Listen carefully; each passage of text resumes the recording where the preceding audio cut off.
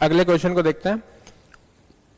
Two objects of masses 200 gram and 500 gram possess velocities 10 I cap meter per second and 3 I cap plus 5 J cap meter per second respectively. The velocity of the center of mass in meter per second is, ठीक है। तो जब आप position vector को differentiate करते हो तो आपको वेलोसिटी वेक्टर मिलता है, तो ऐसे velocity vector of centre of मास क्या होगा ऐसे केसेस में, वो होगा m1 v1 vector plus m2 v2 vector, 3 masses होते तो m3 v3 vector, m4 v4 vector, 4 masses and so on upon total sum of the masses.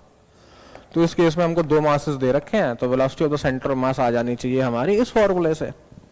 हम वैल्यूज को सब्स्टिट्यूट करते हैं, आंसर हमको वेक्टर फॉर्म में देना है, ठीक है। तो पहला मास हम ये m1 मान लेते हैं,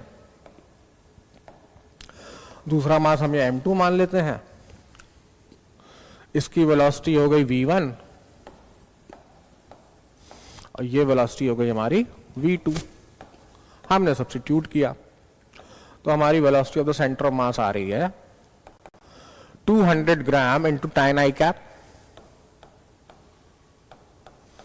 अब देखो छोटी बातों को भी समझना बेटा कि हम ग्राम को ग्राम में ही क्यों लिख रहे हैं वो भी समझ जाओगे, नहीं तो कहां पे हमें उसका भी ध्यान रखना पड़ता है, ठीक है।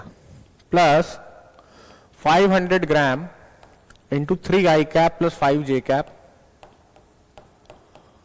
Upon total mass m1 plus m2, तो 200 ग्राम प्लस 500 ग्राम, 200 ग्राम प्लस 500 ग्राम बिकम 700 ग्राम, ठीक है।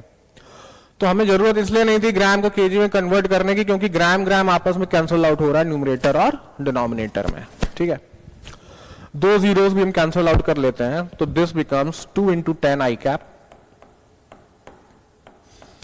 Plus 5 into 3 I cap plus 5 J cap divided by 7। तो हम लिखें तो this is 20 I cap and this is 15 I cap. The 20 I cap plus 15 I cap is actually 35 I cap divided by 7 plus यहां पे है बस J का component, तो that is 5 into 5 25 J cap divided by 7। तो 35 by 7 is 5, इसको ऐसे ही छोड़ देते हैं ऑप्शंस के हिसाब से, ठीक है। तो इसका आंसर बन रहा है हमारा 5 I cap plus 25 by 7 J cap, ठीक है भाई।